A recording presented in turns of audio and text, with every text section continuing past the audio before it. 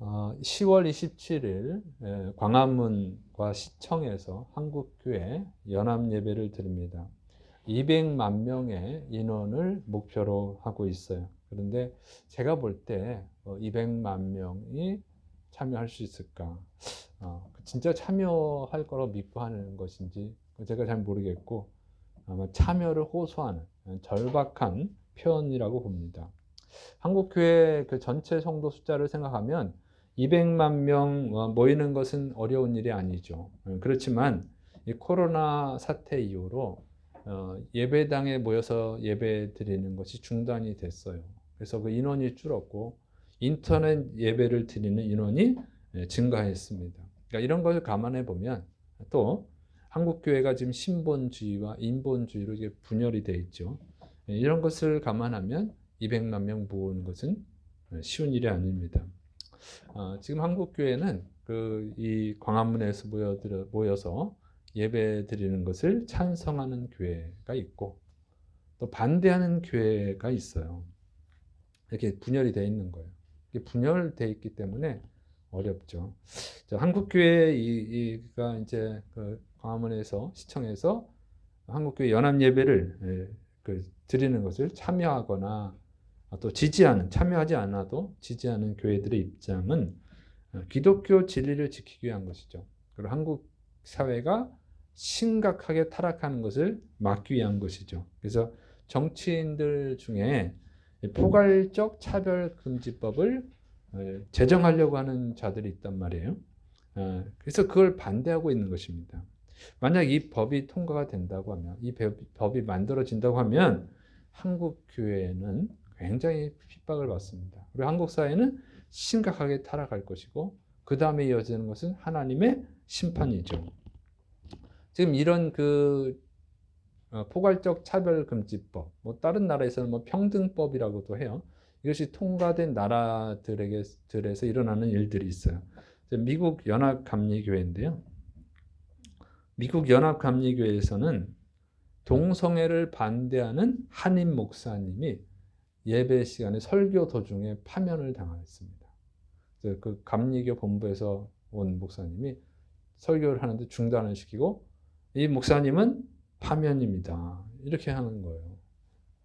그리고 교회 화장실에 남녀 구분을 없애라. 남녀 공동으로 사용하는 화장실을 만들어라. 이렇게 지시를 하고 그다음에 하나님 아버지라고 하지 마라. 남성을 쓰지 마라. 이렇게 지시를 내렸어요. 미국 연합감리교회에서 일어난 일입니다. 최근에. 근데 20년 전까지만 해도 미국에서 이런 일이 일어날 것이라고는 상상할 수가 없었어요. 20년 전에는 어떤 일이 있었냐면 동성애를 하는 목사를 파면했어요. 근데 20년이 지난 지금은 동성애를 반대하는 목사님을 파면한 거예요. 완전 정반대가 됐습니다. 자, 미국 교회가 왜 이렇게 타락하게 됐는가? 그 결정적 사건은 제가 볼 때는 이슬람 배경을 가진 오바마가 대통령에 당선된 것이죠. 그는 미국 대통령 역사상 처음으로 성경에다 손을 얹고 서약하는 것을 거부했어요. 그리고 메리 크리스마스를 사용하지 못하게 했어요. 해피 할리데이라고 하게 했어요. 그 사람이 그런 일을 했죠. 그래서 그분이 무슨 정치적으로 어떻게 잘했느냐 못했느냐 그건 우리의 관심사가 아닙니다. 미국 교회를 하나님의 진리에서 이탈하게 하고 타락시키는 일에 앞장선 사람이죠. 그리고 거기에 동조한 목회자들. 하나님의 진리보다 자기가 좋아하는 정치인이라고 자기가 좋아하는 대통령이라고 그냥 맹신하고 지지한 그 목회자들이 오늘날의 미국 교회를 미국 사회를 타락시킨 거죠. 그 결과 미국은 쇠퇴하고 있습니다. 기독교가 쇠퇴할 뿐만 아니라 그 미국 사회가 타락의 길로 접어들었어요. 그래서 세계 경찰 국가였던 미국이 지금은 점점 힘을 잃어가고 있습니다. 또 영국에서 일어난 일입니다. 영국에 아담 스미스 코너라고 하는 퇴역 군인이 있었는데 그분이 2022년 11월에 낙태 시술소 인근에서 침묵 기도를 했어요.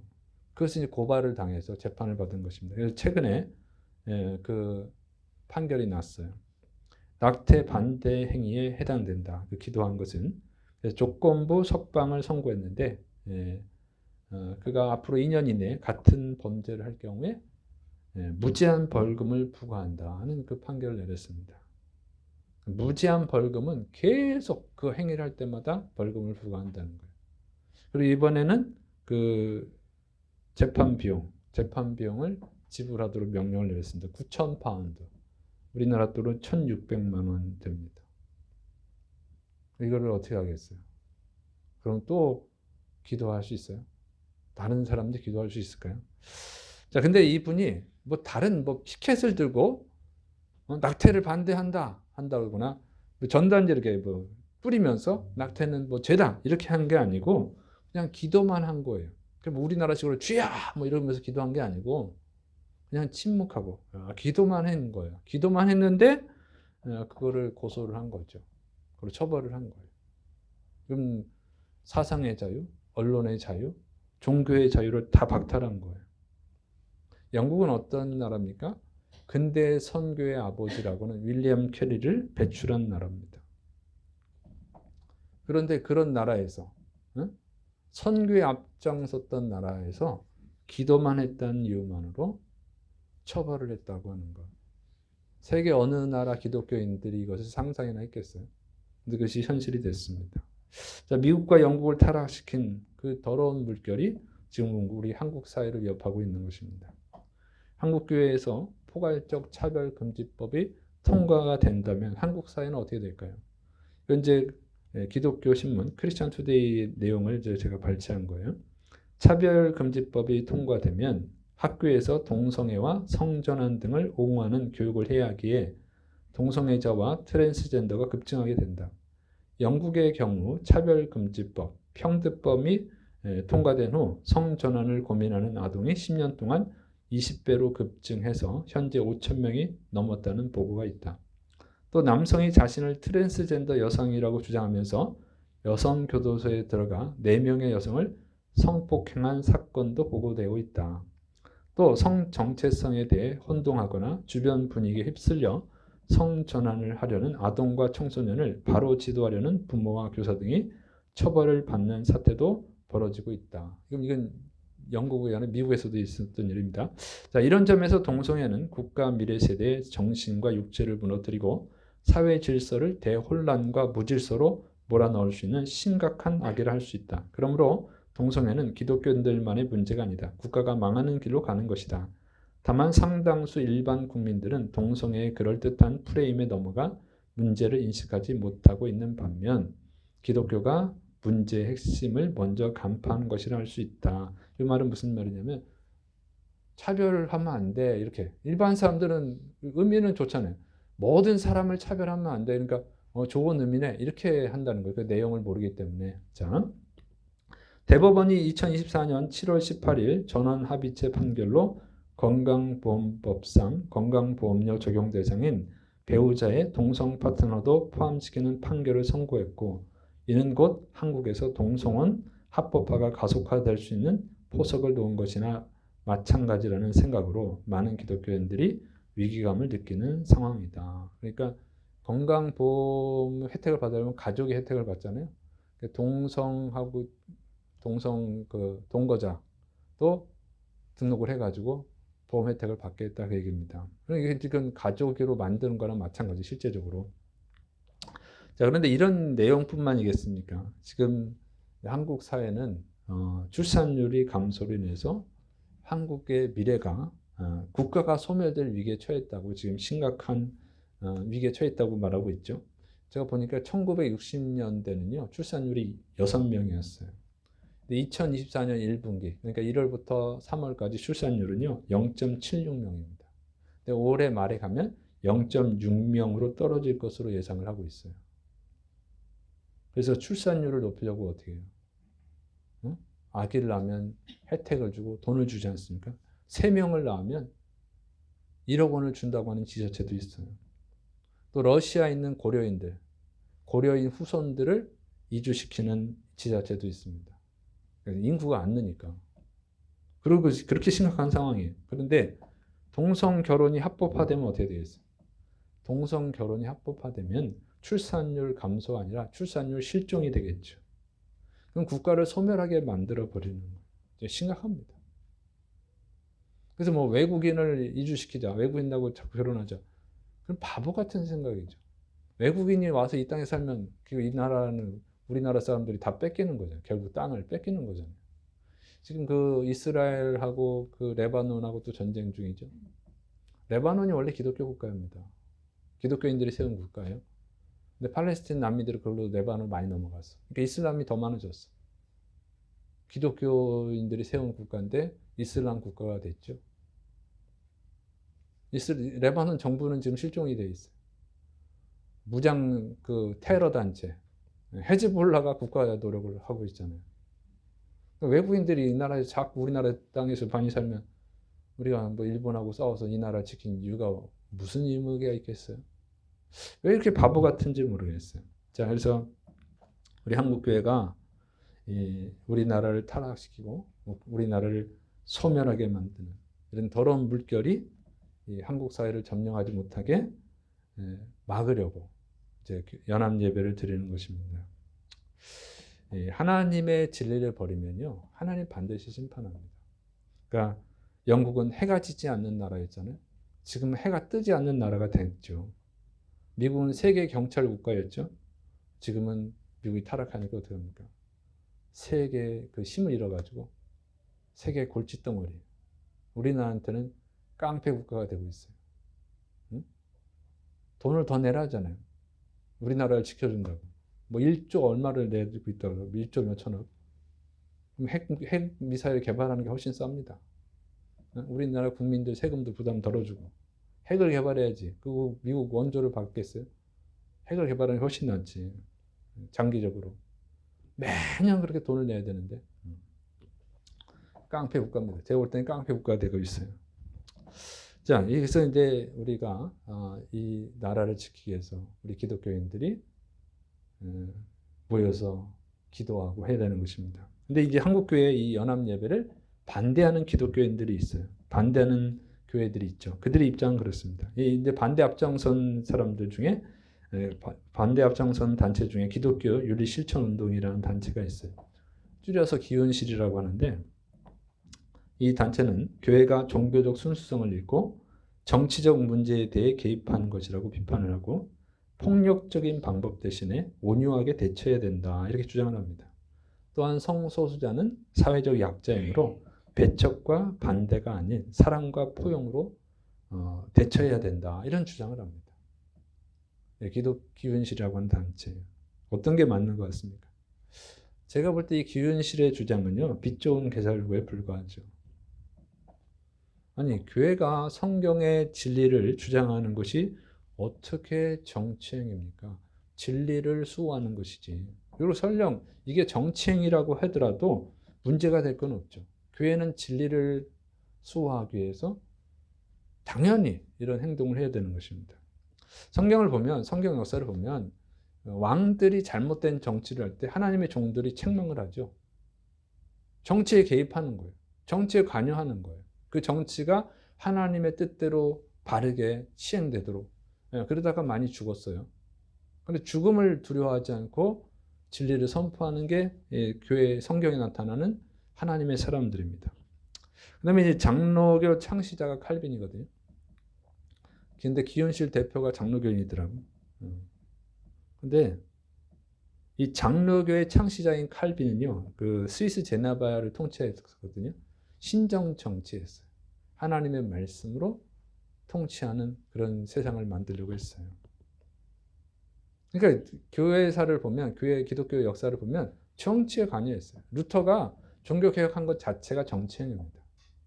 그때 로마 교황에 대항하고 그 로마 교황을 따르는 왕들에 대항해서 이 반대를 한 거니까 정치행위예요. 그렇게 탄생한 게 교회입니다.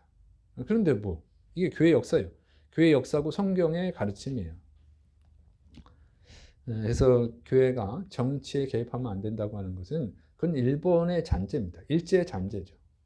일제 강점기 때 교회가 독립운동에 앞장섰잖아요. 3.1운동의 주축 세력이 교회예요. 그러니까 교회들이 무서워서 교회는 정치에 관여하지 마라 한 게 일본의 입장이에요. 거기에 그 잔재, 그러니까 교회가 정치에 관여하면 안 된다는 것은 그것은 일제의 잔재입니다. 그냥 악한 거예요. 일본 놈 말을 왜 들어야 됩니까? 지금 일본 말고 우리가 또 제가 일본 놈 그러면 일본 교회 성도들이 또 시험해 줄 수도 있으니까. 근데 여러분 잘못된 것에 대해서 교회는 진리를 외쳐야 되는 거예요. 그게 올바른 일입니다. 정치가 교회를 탄압하기 때문에 교회의 진리를 전파하는 것을 방해하기 때문에 거기에 대항하는 것은 당연한 것이죠.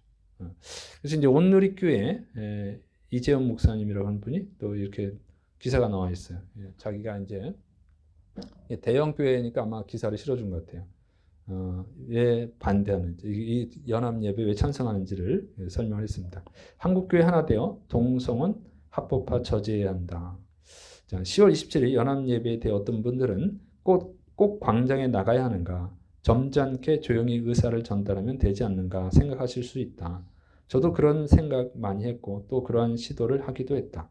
국회의원들도 만나고 법관들도 만나고 노력해왔다. 그런데 대한민국 사회가 그렇게 점잖게 조용한 활동으로는 크게 영향을 받지 않는다는 데 문제가 있다.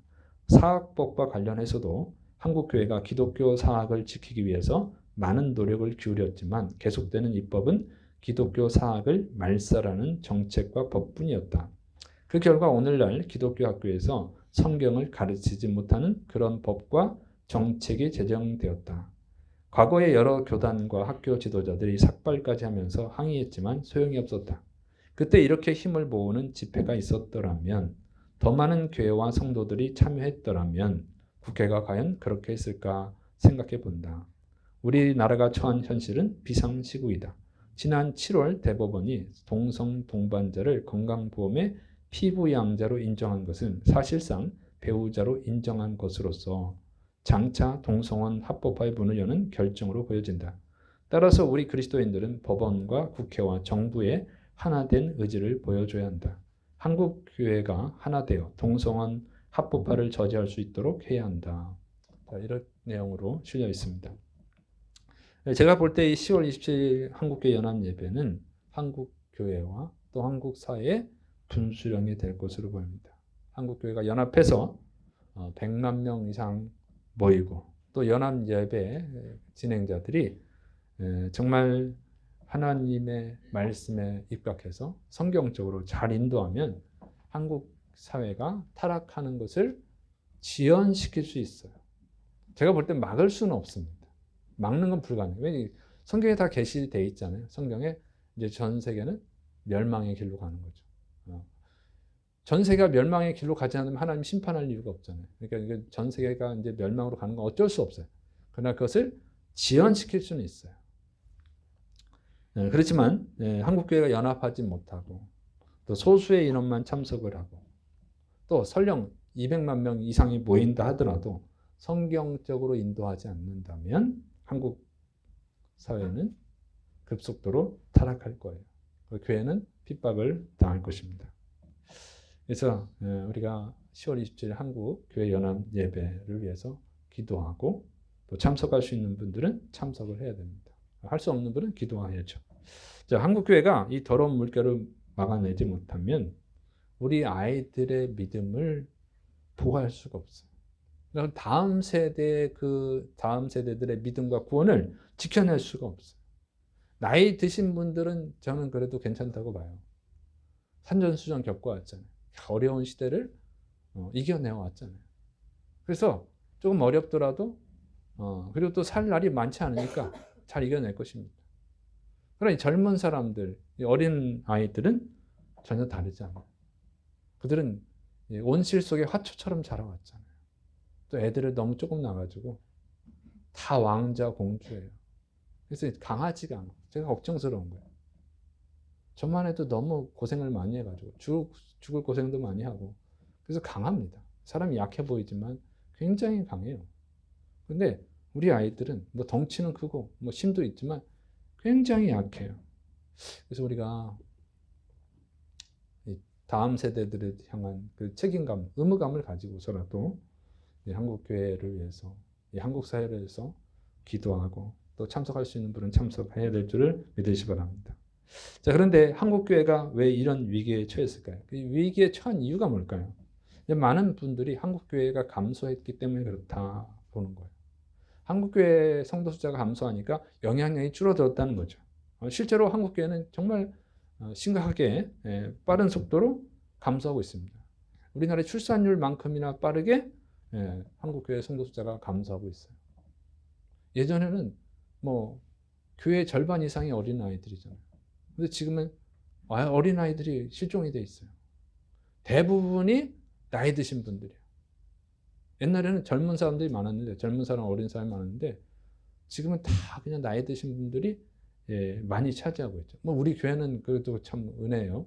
우리는 보니까 젊은 사람들이 많네. 우리 교회는 젊은 사람들이 많은데 지금 대부분의 교회가 그렇습니다. 그래서 그 나이 드신 분들이 무슨 힘으로 거기 참여할 수 있는가 이런 걱정도 돼요. 근데 왜 이렇게 됐냐 이거죠. 제가 1997년에 개척을 했는데 제가 개척했을 때 우리 지방회가 한 40교회가 있었어요. 40개 정도가 있었습니다. 근데 이제 계속 교회가 개척이 되고 또 교단이 분열되고 그러다 보니까 지금은 한 6, 7개 지방회가 있어요.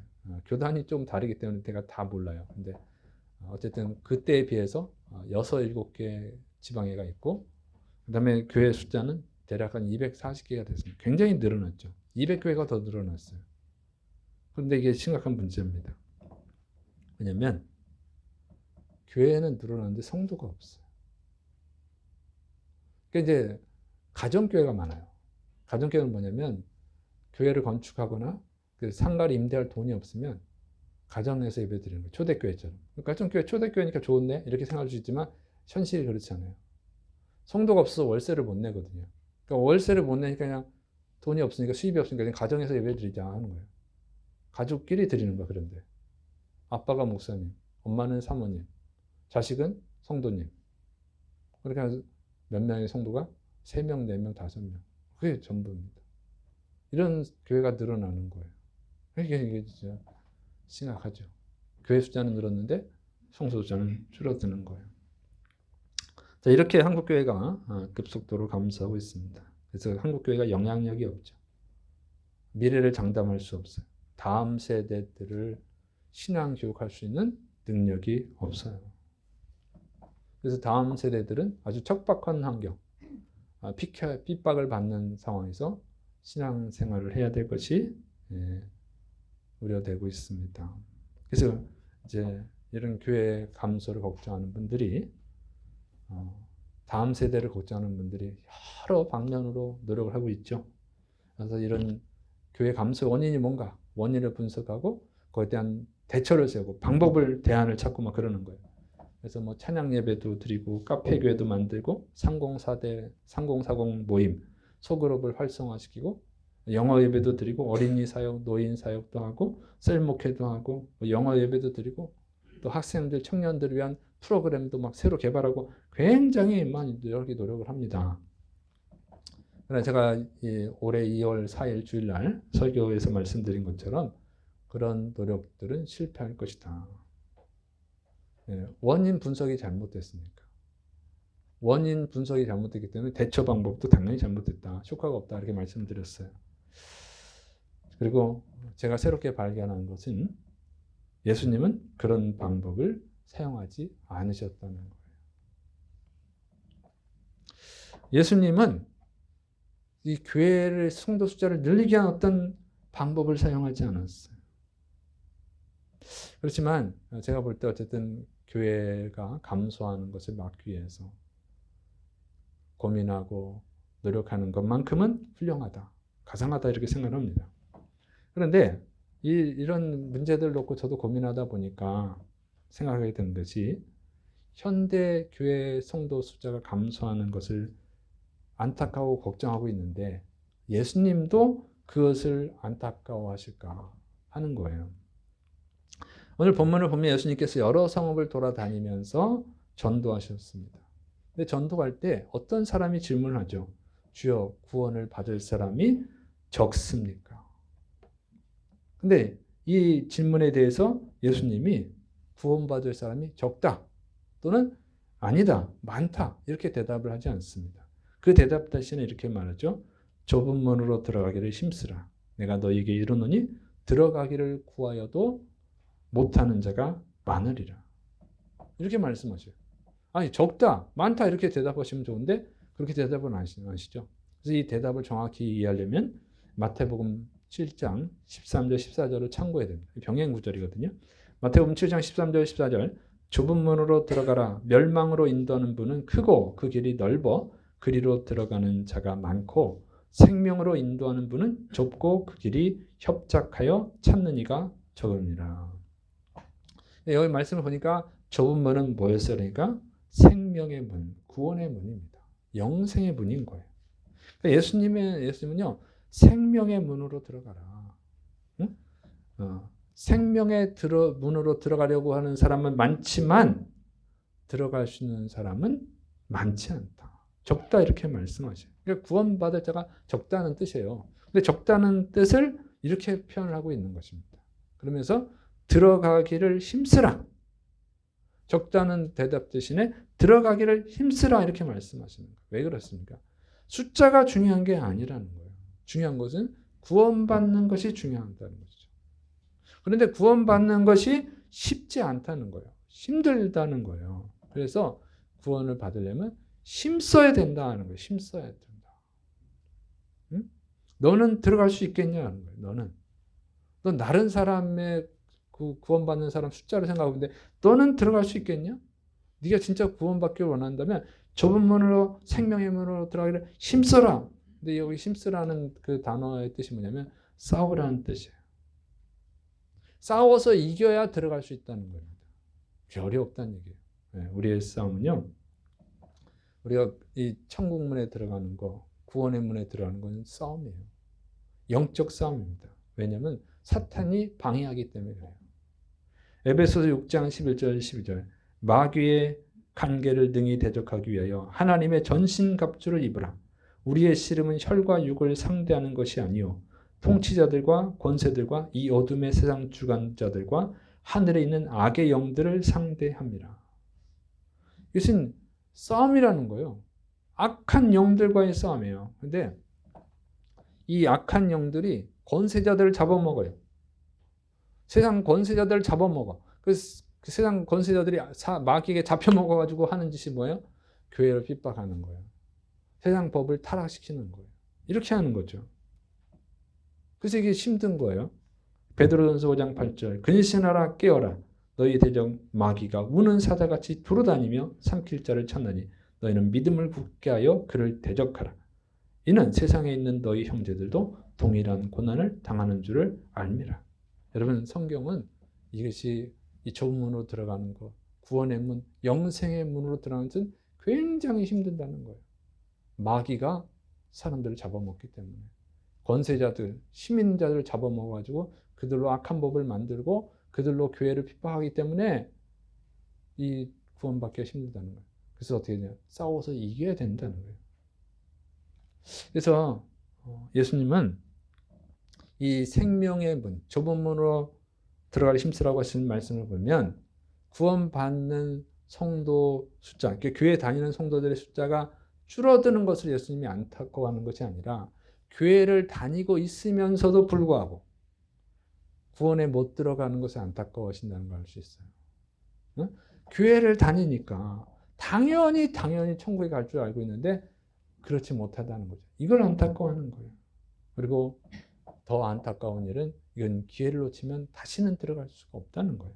누가복음 13장 25절 28절 집주인이 일어나 문을 한번 닫은 후에 너희가 밖에 서서 문을 두드리며 주여 열어주소서 하면 그가 대답하여 이르되 나는 너희가 어디서 온 자인지 알지 못하노라 하리니 그때 너희가 말하되 우리는 주 앞에서 먹고 마셨으며 주는 또한 우리의 길거리에서 가르치셨나이다 하나 그가 너희에게 말하여 이르되 나는 너희가 어디서 왔는지 알지 못하노라. 행악하는 모든 자들아 나를 떠나가라 하리라. 너희가 아브라함과 이삭과 야곱과 모든 선지자는 하나님 나라에 있고 오직 너희는 밖에 쫓겨난 것을 볼 때에 거기서 슬피 울며 이를 갈리라. 이렇게 말씀하십니다. 여러분 정말 안타까운 상황이 되는 거예요. 자, 천국문, 이 좁은 문은 결국 천국문인데 구원의 문 천국문이야. 이제 이 천국문을 딱 닫은 후에 그 다음에 사람들이 막 두드리는 거예요. 천국문에 들어가기 위해서 문을 좀 열어주세요. 그러면 나는 너희가 어디서 온 자인지 모른다. 이렇게 말씀하신다는 거죠. 하나님은 사랑의 하나님이지만 또 공의의 하나님이시라는 것을 명심해야 됩니다. 그때 사람들이 말하는 거예요. 우리가 주님 앞에서 먹고 마셨으며 주님이 길거리에서 가르치셨을 때 거기서 우리가 들었습니다. 이런 말을 하는 거예요. 그러니까 저는 예수님 믿는 사람이에요. 저는 그 천국의 문에 들어갈 자격이 있습니다. 이렇게 말하는 거죠. 그러니까 오늘 식으로 하면 저 교회 여러분 교회에서 말씀을 들었어요. 예배 시간에 설교를 들었어요. 성경 공부를 배웠어요. 그다음에 예배가 끝나면 뭐예요? 식사하잖아요. 식사. 성도들과 같이. 거기 같이 식사했어요. 저 교회 성도 맞아요. 이러면서 저를 천국에 보내주세요. 막 이렇게 한다는 거죠. 근데 주님은 나는 너희를 모른다는 거예요. 그래서 떠나가라는 거예요. 떠나가라. 이건 정말 무서운 말씀 아니에요. 정말 안타까운 말씀이 아니에요. 그때 아브라함과 이삭과 야곱과 모든 선지자가 하나님 나라에 있고 너희는 쫓겨난 것 때문에 슬피 울며 이를 갈게 될 것이다. 나도 교회 다녔는데 나도 예수 믿었는데 왜 나는 못 들어가지 하면서 한탄하고 있을 거예요. 이걸 안타까워하는 거예요. 성도 숫자가 줄어드는 것이 안타까운 것이 아니라 교회를 다니고 있었음에도 불구하고 천국에 못 들어가는 그 사람들을 안타까워하시는 거예요. 불쌍히 여기시는 거예요. 왜 이런 일이 벌어지는 것입니까? 여러분 이 잘 이해를 하셔야 돼요. 예수님은 숫자에 집착하지 않습니다. 예수님을 사용하신 그 전도하는 것을 보면은 예수님은 성도들을 끌어들일 어떤 방법도 쓰지 않았어요. 무슨 프로그램을 만들지도 않았습니다. 어린이 예배, 청소년 예배, 3040 예배 이런 거 만들지도 않았어요. 예수님이 사람을 모으려면 얼마든지 모을 수 있죠. 예수님은 능력이 있었으니까 어떻게 해서든지 모을 수 있어요. 그런데 예수님이 하신 일들을 보면 사람을 모으는 일에 관심이 없어요. 오히려 모이는 사람을 흩어버립니다. 예수님의 제자를 지원하는 사람한테 하시는 말씀이에요. 마태복음 8장 19절 20절 한 서기관이 나와 예수님께 아뢰되 선생님이여 어디로 가시든지 저는 따르리이다. 예수님의 제자가 되겠다는 얘기예요. 그때 예수님께서 이르시되 여우도 굴이 있고 공중의 새도 거처가 있으되 인자는 머리 둘 곳이 없다 하시더라. 예수님의 제자가 되겠다고 말하는데 여우도 굴이 있고 공중의 새도 거처가 있는데 인자는 머리 둘 곳이 없어. 이게 무슨 말이냐면 예수님 전도 여행을 다니시잖아요. 그러면 어떤 때는 그 어떤 성도 집에서 주무시기도 하지만 광야에서 자는 거예요. 들판에서. 이불도 없어요. 그 이스라엘 사람들 그 외투, 겉옷 덮고 자는 거예요. 그 창세기 보면 야곱이 돌베개를 베고 잤잖아요. 광야에서 그렇게 자는 거예요. 이렇게 힘들다는 거지. 예수님 어쩔 때는 아침도 못 얻어 먹어가지고 어떡합니까? 아침에 일찍 나와서 무화과 나무를 보고 저기서 무화과 따 먹으러 와야겠다. 근데 무화과가 열매가 없으니까 저주해버렸잖아요.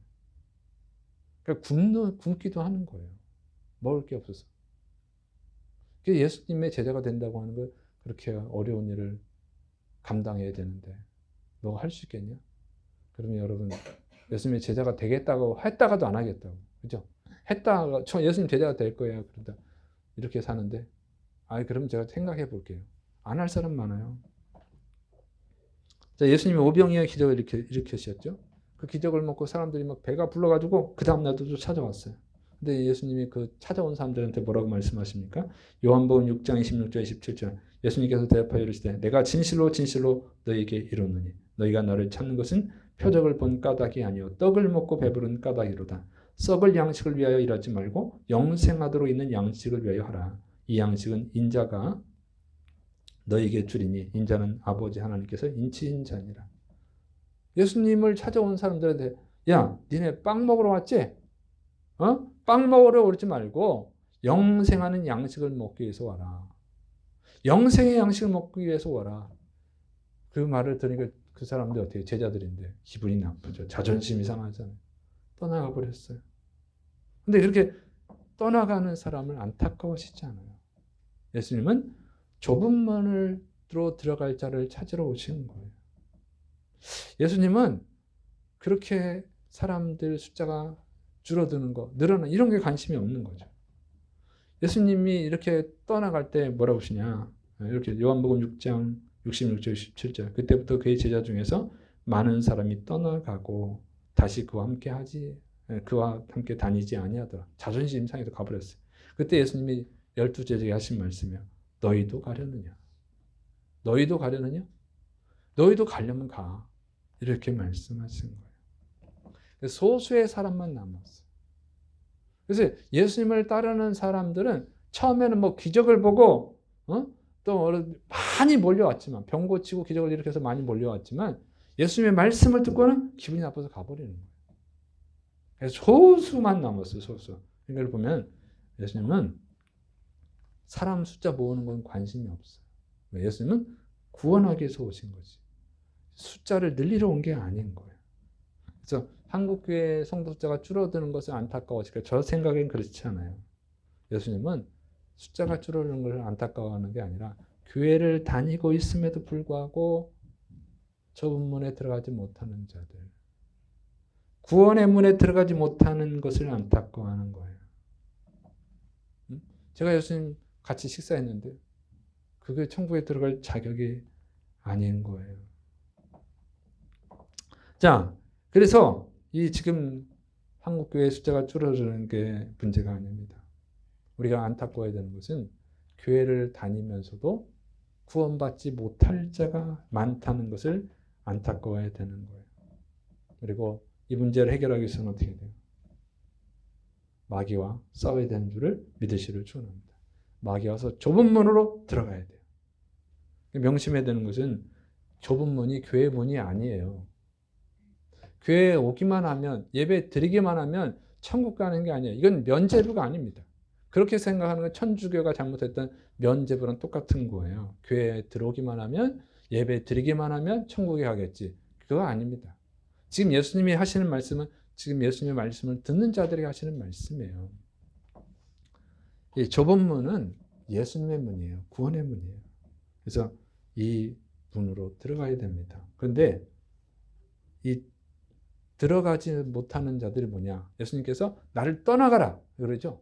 나를 떠나가라. 나중에 천국문 닫힌 후에 천국문을 막 두드리면서 열어달라고 하는 자들에게 나를 떠나가라 이렇게 말씀하시는데 그냥 떠나가라고 하신 것이 아니라 행악하는 모든 자들아 나를 떠나가라. 행악하는 자들. 행악하는 자들이 뭡니까? 이것도 이제 마태복음 7장 21절, 23절을 보면 알 수 있어요. 나더러 주여 주여 하는 자마다 다 천국에 들어갈 것이 아니요 다만 하늘에 계신 내 아버지의 뜻대로 행하는 자라야 들어가리라. 그날에 많은 사람이 나더러 이르되 주여 주여 우리가 주의 이름으로 선지자 노릇하며 주의 이름으로 귀신을 쫓아내며 주의 이름으로 많은 권능을 행하지 아니하였나이까 하리니 그때 내가 그들에게 밝히 말하되 내가 너희를 도무지 알지 못하니 불법을 행하는 자들아 내게서 떠나가라. 그러니까 행악하는 자들은 누구냐면 불법을 행하는 자들이에요. 불법이 뭐냐면 하나님의 법을 지키지 않은 자들이라고 하는 거예요. 그러니까 하나님의 법을 지키지 않는 사람들 다 떠나가라. 이렇게 말씀하시는 거예요. 교회를 다니지만 하나님의 법을 지키지 않는 자들은 떠나가라는 거죠. 여러분, 하나님의 법을 지키지 않으면 하나님의 자녀로 인정하지 않는 거예요. 그러니까 정말로 구원받은 사람은 누구냐면 하나님의 법을 지키는 자들이에요. 여러분, 정말 구원받은 자들이 누구니까? 하나님을 주인으로 믿는 자들이에요. 그러니까 주인의 법을 따르는 것이죠. 그러니까 구원받은 자는 자신의 주인이신 하나님의 법을 따르는 거예요. 근데 뭐 하나님의 법을 지켜야 구원받는다는 게 아니에요. 구원받기 위해서 하나님의 법을 지켜야 된다는 게 아닙니다. 그거는 어려운 거예요. 할 수가 없어요. 누가 율법을 지킵니까? 못 지키지. 그런데 하나님을 자신의 주인으로 믿으면 예수님을 자신의 주인으로 믿으면 그분의 뜻을 따르는 변화가 일어나는 거예요. 왜? 자기 주인의 법이니까. 하나님의 법이니까. 그러니까 믿은 자는 하나님의 법을 지키는 거예요. 그런데 믿지 않고 하나님의 법을 지키는 것은 불가능한 일입니다. 그 차이가 있는 거예요. 믿었기 때문에 하나님의 법을 지키는 거예요. 자, 왜 동성애를 우리가 반대합니까? 무엇 때문에 반대합니까? 왜 동성애가 잘못됐다고 그래요? 그게 하나님의 법이라 그래요. 뭐 동성애를 반대해서 우리가 뭐 어떻게 뭐 있어요? 얻을 거는 욕밖에 없지. 비난밖에 없지. 약자를 막 탄압한다고 비판이나 받지. 얻을 거 없어요? 근데 우리가 왜 하냐고. 하나님이 하지 말라니까 하는 거예요. 우리의 주인이신 하나님이 하지 말라니까. 레위기 10장 13절 누구든지 여인과 교합하듯 남자와 교합하면 둘 다 가증한 일을 행함인즉 반드시 죽일지니 그 피가 자기에게로 돌아가리라. 여러분 구약성에 죽이래요. 지금 죽이면 안 됩니다. 신약 시대니까. 자, 그리고 이제 지금은 다성애자들이 있죠. 동성애만이 아니라 기계성애도 있고 동물성애, 동물하고 하는 동물성애자도 있어요. 성경에 다 나와 있어요. 레위기 10장 15절 16절 남자가 짐승과 교합하면 반드시 죽이고 너희는 그 짐승도 죽일 것이며 여자가 짐승에게 가까이 하여 교합하거든 너는 여자와 짐승을 죽이되 이들을 반드시 죽일지니 그 피가 자기에게로 돌아가리라. 레위기 18장 22절 25절 너는 여자와 교합함 같이 남자와 교합하지 말라. 이는 가증한 일이니라. 너는 짐승과 교합하여 자기를 더럽히지 말며 여자가 된 자는 짐승 앞에 서서 그것과 교합하지 말라. 이는 문란한 일이니라. 너희는 이 모든 일로 스스로 더럽히지 말라. 그러니까 너희 앞에서 쫓아내는 족속들이 이 모든 일로 인하여 더러워졌고 그 땅도 더러워졌으므로 내가 그 악을 인하여 벌하고 그 땅도 스스로 그 거민을 토하여 내느니라. 하나님이 가나안 그 백성들을 다 멸망시키라고 그랬죠. 그리고 쫓아내라고 그랬어요. 그리고 이스라엘 백성에게 그 땅을 주셨어요. 근데 그 이유가 뭐냐면 그 이유 중에 하나가 이들이 동성애를 해서 그래. 동물 성애를 해서 그래. 그래서 하나님이 더럽다. 토해내고 싶다. 다 죽여버려라. 이렇게 말씀하신 거예요. 그러면서 이스라엘도 경고하죠. 너희도 그런 죄를 지면 토해내치리라. 이렇게 말씀하셨어요. 여러분 하나님이 이렇게 미워해요. 동성애를 이렇게 미워한다. 동물성애를 이렇게 미워해요. 그런데 이 동성애를 옹호하는 교회들이 있단 말이죠. 이게 문화현상이라고 주장해요. 문화 때문에 한낱 문화 문제 때문에 하나님이 다 죽이라고 하십니까? 그리고 가나안 민족을 다 멸살시켜버리고 거기서 이스라엘 백성 옮겨놔요? 그리고 이스라엘 백성들이 그런 죄를 질 때 하나님도 이스라엘도 멸망시키잖아요. 그게 단지 문화 문제입니까? 그건 궤변이라고 하는 거예요. 성경을 지 마음대로 인간적으로 해석하는 궤변에 불과하죠. 그리고 이건 구약 성경에서만 얘기하는 것이 아니라 신약 성경에서도 마찬가지예요. 로마서 1장 27절 그와 같이 남자들도 순리대로 여자 쓰기를 버리고 서로 향하여 음욕이 부릴 듯하며 남자가 남자와 더불어 부끄러운 일을 행하여 그들의 그릇 때문에 상당한 보응을 그들 자신이 받았느니라. 보응을 받았다. 하나님이 심판하셨다는 뜻이에요. 그래서 동성애하면 걸리는 병들 있잖아요. 에이즈, 원숭이 두창 있죠. 안폭자로 바꿨죠. 지금 확산되고 있지 않습니까? 지금도 많은 사람들이 이것 때문에 죽어가요. 근데 이게 뭔 나라들마다 이걸 자꾸 숨기려고 원숭이 두창을 엠폭스라고 바꿔서 부르게 하고 이러고 있죠. 그리고 그게 원인이 아니다. 자꾸 조작해요. 자, 하나님이 정말 미워하는 죄악입니다. 그런데 그를 포용해야 된다고 주장을 하는 거예요. 교회라고 하는 자들이 동성애자도 축복해야 된다. 이게 기독교 주장입니까? 그게 교회입니까? 하나님의 법을 무시하는데 어떻게 교회라고 할 수 있겠어요? 자기들이 교회라고 하지 하나님은 인정하지 않을 것입니다. 하나님이 미워하는 죄를 행하는 자를 사랑하는 자들이 어떻게 기독교인이겠어요? 그들은 마귀에게 잡힌 자들, 마귀에 먹힌 자들이죠. 마귀의 조정을 받는 자들이에요. 그리고 교회가 폭력을 사용하면 안 된다고 하는데 교회가 무슨 폭력을 했습니까? 모여서 기도하는 거예요. 모여서 기도하자는 거예요. 무슨 돌을 들고 무슨 노저들처럼 몽둥이 들고 시위하는 게 아니고 예배 드리고 기도하는 거예요. 그런데 그거를 폭력이라고 이렇게 표현을 해야 하는 이유가 뭐겠어요? 이거를 나쁜 이미지를 씌우는 거죠. 그 나쁜 이미지를 씌우려고 하는 악한 수법입니다.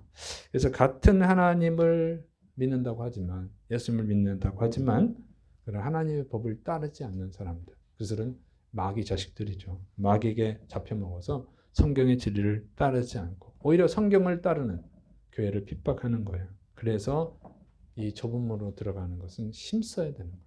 심지어 같은 하나님을 믿는다고 하는 자들에게까지 핍박을 당하기 때문에 이게 힘든 일이에요. 그래서 이것은 영적인 싸움인 거예요. 그래서 그럼에도 불구하고 우리가 반드시 좁은 문으로 들어가야 되는 줄을 믿으시 바랍니다. 그래서 이거 힘들다고 표현하신 거예요. 그래서 정말 안타까운 거죠. 예배 드렸으니까, 설교 드렸으니까, 헌금했으니까, 그래서 봉사했으니까 당연히 천국에 들어갈 줄 알고 있는데 천국 문은 열리지 않아요. 얼마나 끔찍합니까? 얼마나 고통스럽겠어요. 그 순간이 되면. 뭐예요? 하나님의 진리를 따르지 않아서. 정말로 하나님을 믿는다면, 정말로 하나님을 주인으로 믿는다면 하나님의 진리를 따라가야지. 그게 믿는 사람인 것이죠. 그래서 그런데 이 진리를 따르는 것은 핍박받는 일입니다. 그래서 어떻게 해야 됩니까? 성령님을 의지해야 될 줄을 믿으시를 축원합니다. 그래서 이는 힘으로 되지 않냐고 능력으로 되지 않냐고 오직 나의 성령님으로 되느니라 말씀하신 거예요. 그래서 성령님을 의지해야 돼요. 성령님을 의지할 때 우리가 이 진리를 따라갈 수 있는 줄을 믿으시를 축원합니다. 우리가 성령님을 의지할 때 이 영적인 싸움에서 승리할 수 있어요. 성령님 의지하고 나라를 위해서 기도하시고 또 여러분의 가족들, 믿지 않는 가족들 위해서 기도하시고 교회는 다니지만 진리를 따르지 않는 가족들을 위해서 기도하시고 또 친구들을 위해서 또 직장 동료들을 전도하고 좁은 문으로 들어가시기를 축원합니다. 여러분이 먼저 들어가시고 여러분의 가족, 친구들을 데리고 들어가시기를 축원합니다. 기도하겠습니다. 사랑이 많으신 하나님 아버지, 우리가 예수 믿고 영생을 얻기 위해서 나왔습니다.